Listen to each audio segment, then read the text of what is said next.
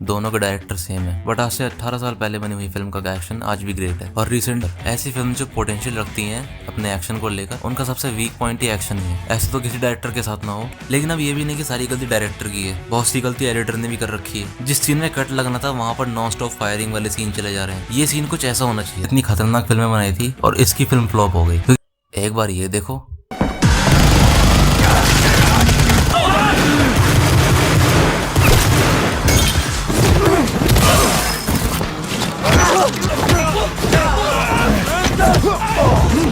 और अब एक बार ये देखो।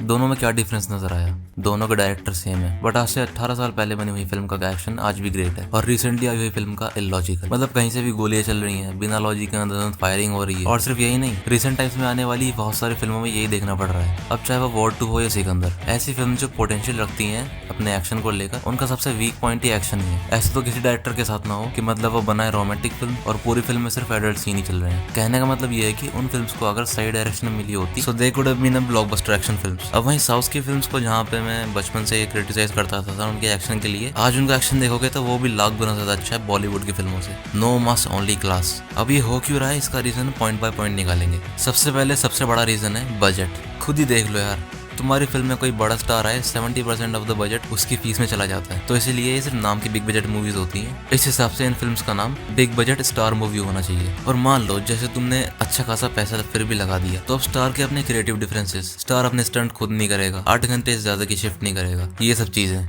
और अगर मान लो तुमने ये सब चीजें झेल के फिर भी फिल्म बना ली, लेकिन उसका एक्शन और VFX ऐसे दिखते हैं,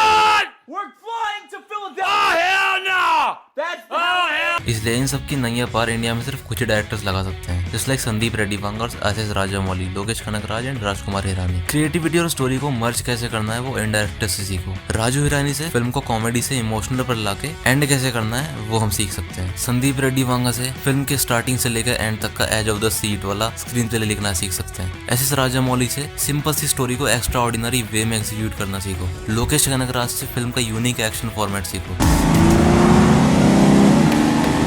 अब राजामौली के एग्जाम से समझते हैं कि सिंपल से मेरा क्या मतलब है। तो देखो, बाहुबली की स्टोरी सिंपल थी। 2 बेटे हैं, बड़ा वाला छोटे से नफरत करता है, उसकी माँ छोटे वाले से ज्यादा प्यार करती है। जो गद्दी बड़े को मिलनी चाहिए थी वो छोटे को मिल गई, उसने छोटे को मार दिया और उसके बेटे ने आके बदला ले लिया। ये इतनी सी कहानी थी, बट जिस तरीके से इसको दिखाया गया, तारीफ उस चीज की हो रही है कि कैसे शिवडू उस पर्वत पे चढ़ता है, फिर उसे अपने और माहिष्मती के बारे में पता लगता है, और फिर बाहुबली के बारे में पता चलता है, और फिर वो अपनी माँ का और अपना बदला ले लेता है। तो सिंपल सा पॉइंट ये है कि जब आप एक फिल्म बना रहे हो तो उस कहानी को अपने एक्स्ट्रा ऑर्डिनरी वे में दिखा सकते हो। हैवॉक में क्या हुआ कि फर्स्ट हाफ तक कोई एक्शन सीन नहीं था। अगर वो स्टार्टिंग का चेस सीक्वेंस निकाल दो तो फर्स्ट हाफ में सिर्फ इन्वेस्टिगेशन ही चल रही है। सेकंड हाफ में एक्शन स्टार्ट होता है बिना किसी हाइप के। हाइप से मेरा मतलब है कि बिना किसी बिल्डअप के। मतलब तुम खुद देखो यार, टॉम क्लब में एंटर करता है, लड़की को अपने साथ ले जाने की कोशिश करता है, वहां पर दूसरी पार्टी आती है और बिना किसी बिल्डअप के अंदर गोलियां चलने लगती हैं। लेकिन अब ये भी नहीं कि सारी गलती डायरेक्टर की है, बहुत सी गलती एडिटर ने भी कर रखी है। जिस सीन में कट लगना था वहां पर नॉन स्टॉप फायरिंग वाले सीन चले जा रहे हैं। ये सीन कुछ ऐसा होना चाहिए था।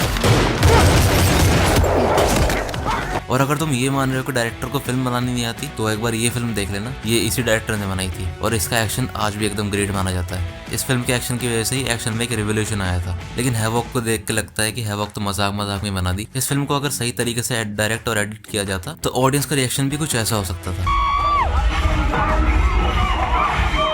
मतलब जो हम एक डायरेक्टर से एक्सपेक्ट करते हैं कि इसने ऐसी फिल्म बनाई थी तो और भी खतरनाक फिल्में बनाएगा, और उसकी फिर कोई नई फिल्म आती है और वो बहुत बुरी फ्लॉप होती है, तो एज एन ऑडियंस यार हमको भी बुरा लगता है कि इस डायरेक्टर ने इतनी खतरनाक फिल्में बनाई थी और इसकी फिल्म फ्लॉप हो गई। क्योंकि गैरेथ एवंस ऐसा डायरेक्टर है जो एक्शन में रिवोल्यूशन लाया था। आज से पहले हॉलीवुड में एक्शन फिल्में बनी है, ऐसा नहीं है। एक्शन को दिखाने का तरीका उसका अलग ही था। मतलब काफी देर तक कैमरा चलता है, शेकी मूवमेंट्स हो रही है। इस तरीके का एक्शन 2011 में देखने को मिला था हमें। तो बस वेट रहेगा कि इसकी अगली मूवी अच्छी निकल जाए। खैर, फिल्मों पर चर्चा तो करते रहेंगे, और अगर तुम्हें मूवी एक्सप्लेनेशन देखनी है तो वो भी चैनल पर अवेलेबल है। मैं मिलूंगा नेक्स्ट वीडियो में।